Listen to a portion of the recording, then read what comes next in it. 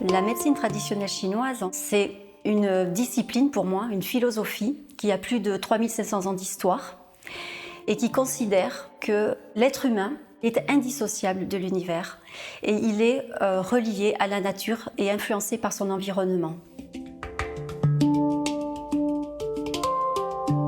Si l'énergie circule bien, si elle est harmonieuse, on considère qu'on est en bonne santé. On n'a pas de douleur, on n'a pas de tension, il n'y a rien d'apparent, il n'y a pas de symptômes. Personne n'a vraiment un équilibre parfait. Et donc cette énergie, lorsqu'elle est bloquée, des tensions se créent, des douleurs se créent dans le corps, et là on parle de déséquilibre énergétique.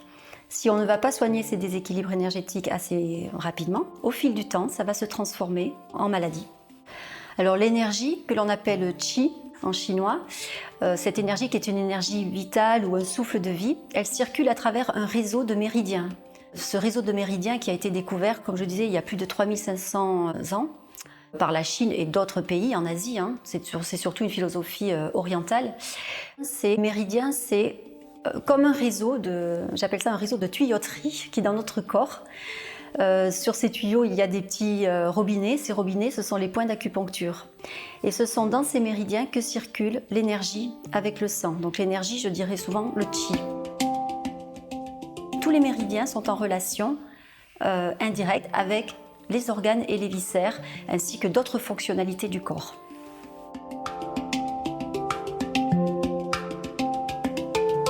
Les soins que je propose sont le tuina, qui est le massage chinois. Donc le massage chinois fait partie intégrante d'une des branches de la médecine traditionnelle chinoise. Ensuite, je pratique le shiatsu, qui est l'une de mes premières méthodes que j'utilisais donc depuis plus de 15 ans.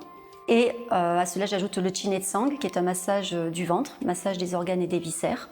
Mais il faut savoir que dans toutes ces techniques que j'utilise aujourd'hui, avec les connaissances et les compétences que j'ai acquises au fil des années, j'utilise tous les outils thérapeutiques qui sont partie intégrante de la médecine traditionnelle chinoise, dont l'acupuncture, les moxas et les ventouses. Donc selon les besoins du patient, je vais pouvoir accorder et voir quels seront les outils à utiliser durant le soin.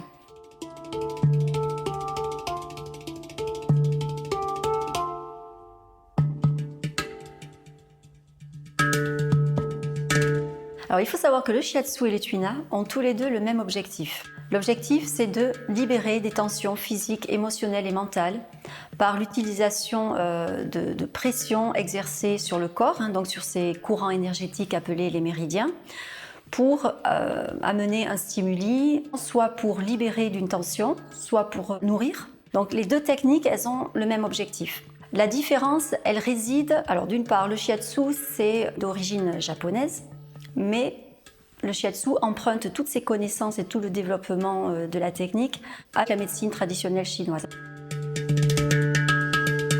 Le shiatsu se pratique habillé, traditionnellement sur futon, mais on peut aussi le faire sur table. Il n'y a pas d'huile. Et on va travailler plus précisément vraiment sur les méridiens avec des techniques de pression avec les pouces, avec la paume de main. On peut y aller aussi avec le coude, avec le genou. Et ce sera vraiment un travail plus, je dirais, harmonieux dans le suivi des circuits énergétiques.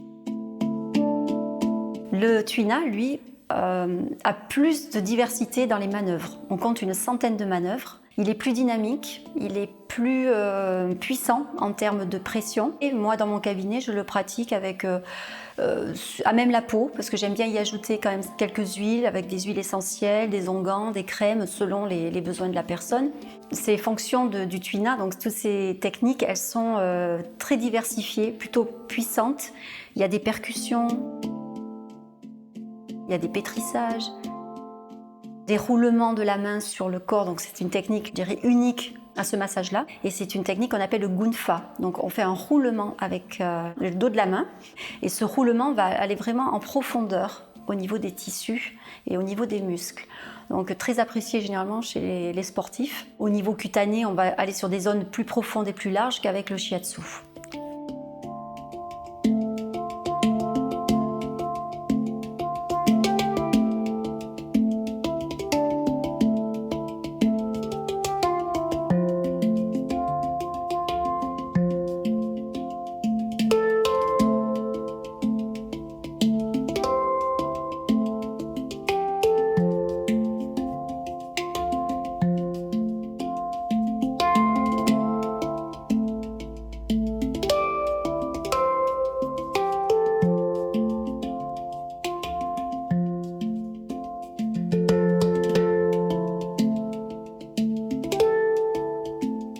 Lorsqu'un patient vient me voir, tout d'abord, il y a un entretien au préalable.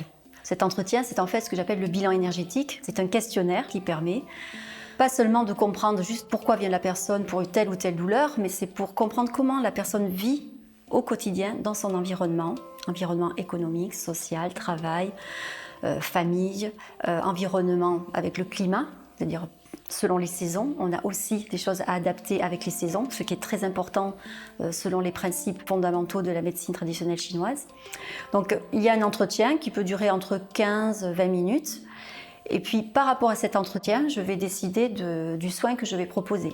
Donc à partir de là, le soin en lui-même va durer 1 heure et je vais pouvoir définir, d'après ce bilan énergétique, qu'est-ce qui est dominant chez la personne et que je dois plus travailler. Et je vais faire le choix des méridiens, le choix des points. Et je vais pouvoir y ajouter des moxas ou des ventouses, selon le besoin de la personne, et aussi de l'acupuncture. Et ensuite, je termine le soin avec des conseils en diététique et aussi avec des compléments alimentaires que je propose.